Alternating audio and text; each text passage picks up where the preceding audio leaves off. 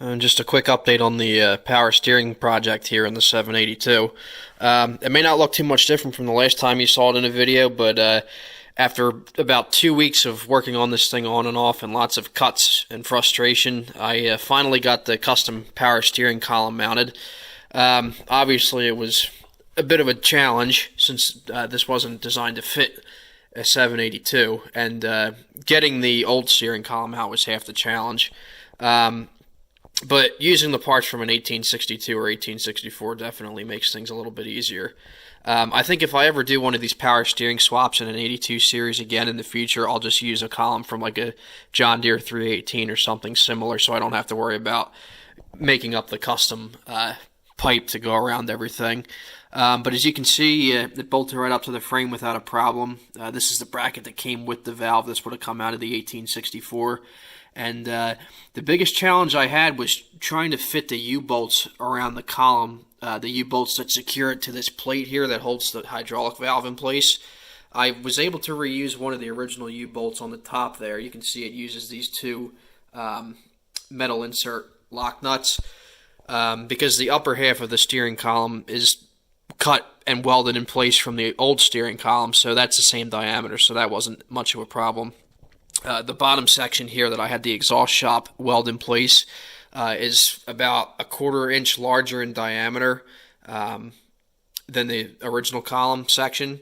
So obviously the original U-bolt was not going to work, so I had to go to the hardware store and get a slightly larger U-bolt. And I also had to remount the holes in the valve mounting bracket here, as you can see. It took a lot of drilling, and there's not a whole lot of room to fit a drill in there, so I had to be careful not to nick the hydraulic lines or the caps on these two bottom ports here. Eventually those caps will probably come off. I'm planning to eventually put rear hydraulic lines on this tractor, but that's another project for another day. Like I said, I had to be careful not to accidentally drill through those. But I managed to ream the holes out just enough to get the new clamp in there, and bolted it all up, and it fits pretty good now. So I'm praying to God that the valve never ends up having to be rebuilt, because when the seals go bad in these power steering valves and they blow out, they're not exactly fun to rebuild, or at least to remove from the tractor. So I'm hoping by some chance I'll be able to just put new seals in it and put it all back together while it's mounted in the tractor, because getting this column installed was not fun. As you can see here, I managed to scratch off a decent bit of the paint when I was putting it up through the dash column there, which is unfortunate, but I kind of expected that to happen. I even had the whole thing wrapped in cardboard to try and prevent that from happening, but this black gloss paint is just a rattle can paint job, so you really can't, I shouldn't have expected it to stick very well anyway, so it just peeled right off.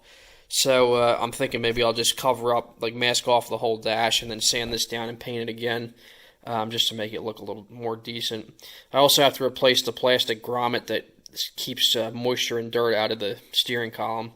But I put the steering wheel on, and it turns it just fine. I mean, you can hear the air seeping out of the valve there. So... and it seems to be just about the right height, too. I think it may be an inch or two higher than the original location on the old steering column, but that's honestly not too bad. It doesn't really bother me. Eventually, when I put the rear PTO on this tractor, in order to make that fit, the fenders are going to have to be raised up about an inch to 2 inches, so that should actually make up for the height difference there. So I'm not too worried about that. I just thought I'd give you guys an update real quick. I still have to, I got the hydraulic cylinder and everything mounted up. I still have to hook up the lines and everything. Then I also have to put the hard lines in. So these lines have to basically replace the two original lines that go from the pump to the hydraulic valve. And then one of the lines has a T in it that goes to the bottom of the steering valve there. So it shouldn't be too hard to figure out. That's going to be tomorrow's project. I just have to look up a couple pictures of the routing of the lines in the 1862 and 1864. This is my only regret with not buying a parts tractor to do this swap. I would have obviously used that as a reference. But that's just an update. That's the first part of the power steering done. So next we'll be putting the lines in. Just another little late night update for you here. I'm still chomping away at the bit. I've just been working on and off the past couple days. As you can see, I've got most of the hydraulic lines hooked up on the bottom of the steering valve here.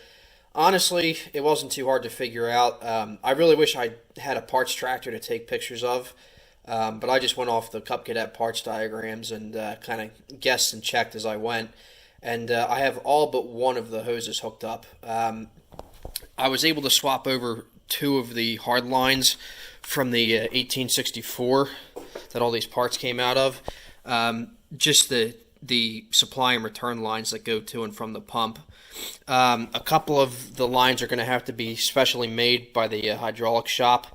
As you can see here, the two lines that go to and from the hydraulic valve are obviously different. The original hydraulic valve here uses coupling nuts, with flared ends, and the 1862 and 1864 hydraulic valve doesn't use a coupling nut. The line just kind of slips right in, and it seals up with that O-ring there. There's no coupling nut involved. So obviously, and the valve is different too, I should add. So obviously these lines aren't going to work. So I'm just going to have to go back to the local hydraulic shop and have them make a couple of these lines here. I'm probably just going to go with soft lines instead of hard lines for cost savings. But as you can see here, I marked the length that I need. So they'll probably just cut a piece of hose a little bit longer than is necessary, just so I have a little bit extra to work with. But I marked the lines on there where the hose will go into the fitting there on the side. But other than that, everything was pretty direct. I'd say probably the biggest challenge with this part has been trying to keep the lines away from the drive shaft, because as you can see here, there's really not a whole lot of room to work with. It also doesn't help that the piece of tubing that I put around the steering column is a little bit wider than it's supposed to be. The original base of the steering column here actually had a small indent on this side, I guess was to clear the drive shaft. I can try and bend the steel lines a little bit just to get them out of the way as best as I can, but it's definitely going to be a tight fit. So at this point, that's the only thing that really concerns me. But like I said, if it comes down to it, I can just bend the lines a little bit to get them out of the way as best as I can. I got the custom-made hydraulic hoses from the power steering cylinder hooked up. That wasn't too hard to do. I finally got everything bolted down solid, got all the lines and connections tightened up, and I just a few minutes ago got finished adjusting the toe in. I'm glad I went with this heavy-duty drag link assembly from Extreme Motorworks. It just seems so much beefier than the other stock drag link that came on this tractor, and it's nice having Heim joints to adjust everything instead of ball joints. So I may still have to mess around with the toe in a little bit once I get the tractor running and driving again, just to see how it handles.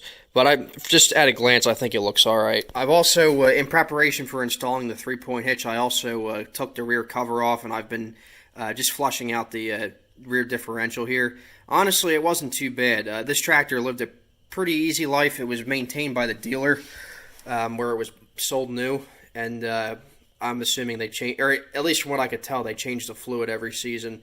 The fluid that was in it was pretty clean, but I figure, the tractor had been sitting for half a year or so before I bought it, and it's been sitting for 4 or 5 months since I ran the engine last, so I figured it'd be a good time to just change the fluid anyway and change the filter. So I popped the cover off. The cover actually was a little bit rusted because I guess a lot of water had gathered behind where the hitch plate bolts up on the bottom here. So I got the old hitch plate off, and it was actually so rusted out and the paint was flaking off. So I actually just threw the whole thing in the scrap bin, and I ended up getting another diff cover pretty cheap. It had a piece of gasket stuck to it from whatever tractor it came off of, so I just wire wheeled it and I primed and painted it real quick with a shot of gloss black. I think it looks okay. It's going to get covered up once the 3-point hitch is on anyway, so I'm not too worried about it. But like I said, I wire wheeled everything. I cleaned up the gasket mating surface because I absolutely hate having pieces of gasket left behind. And I flushed out the case with a little bit of old gas that I had sitting around just to get the rest of the sludge out of it.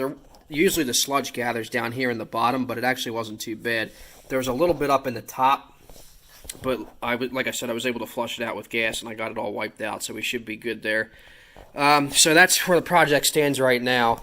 I have to go back to the hydraulic shop, get those couple hoses made, and I have to start putting the engine back together and get it back in the tractor. And hopefully within the next week or so, we'll be able to fire it up and see how the power steering works. So that's just an update for now. I'll be back later with more progress. Alright, so I'm still waiting on a couple more parts to come in so I can finish putting the engine back together and get it back in the tractor and test the power steering. So I figured while we're sitting around waiting for that to get done, or waiting for those parts to come in so I can get that part done, I'll start getting the 3-point hitch assembly on the tractor, just to get this out of the way. So some of you may remember I bought this 3-point hitch assembly from a mower yard back in the summer, a small engine repair shop. This is not an aftermarket 3-point hitch kit. It actually came off of an 1811. It's an OEM Cub Cadet hitch. I took it off the tractor myself, but at the time when I removed it from the 1811, I didn't realize that the lower straps that help secure it to the axle housings, the axle tubes there, are also part of the 3-point hitch kit. At the time, I just didn't think anything of it, so I didn't think to remove them from the tractor. So I had the 3-point hitch, but no lower mounting brackets. And they're pretty important on these later tractors with the aluminum rear ends, because these were notorious for pulling the bolts out or stripping the bolts out and cracking the axle tubes as well, since they're aluminum. So I figured I wasn't going to go ahead and put the 3-point hitch on without getting those extra brackets.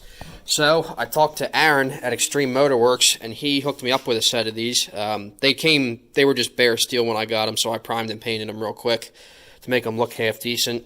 But Aaron is an excellent guy to talk to. He sells some great products. So if you're looking to build your Cub Cadet or give it some upgrades, he's the guy to talk to. I bought a whole bunch of parts off of him for this project, and very impressed with the quality of his work. So he hooked me up with a set of those straps, and I'm going to install those first on the axle tubes, and then we'll get the 3-point hitch installed. Most of you guys know me as being more of a show and tell YouTuber instead of actually showing myself working on stuff like in real time, because usually when I work on something and I'm videoing it, something goes wrong or breaks. So in order to avoid my bad luck coming out on video, I'm just going to install this myself. If you want to see one of these 3-point hitch kits installed on an 82 series tractor, I would highly recommend checking out Cody Schuster 5000's channel. He has a video of him putting one of these 3-point hitch kits on his 782. So go check that out. But I'm going to, as you can see, the 3-point hitch assembly still has all the original mounting bolts here I managed to save. So I just first I'll have to install the straps on the axle tubes, and then I'll get this mounted up. Now, unlike a John Deere 300 series, as you can see here, you can see the main rock shaft that controls all the lift is actually in the back here, and the hydraulic cylinder hooks up in there. On a Cub Cadet, the main rock shaft is in the center of the tractor, so the hydraulic cylinder actually mounts in the center, as you can see there. And then they use a mechanical lift rod to actually pivot the rock shaft for the 3-point hitch. So this uses an extra lift rod, which is no big deal. I was glad that this came on a tractor and was complete. That way I didn't have to worry about searching for the correct lift rod. But as far as I know, this is the correct rod for the 782 or similar. So this shouldn't be too hard to figure out. Since I got it off the other tractor, I also got the lift linkage piece with it there too. So I'm not sure how easy or hard those are to find, so I'm glad I got that too. But anyway, let's get to work. I'll get this put on and take some pictures along the way.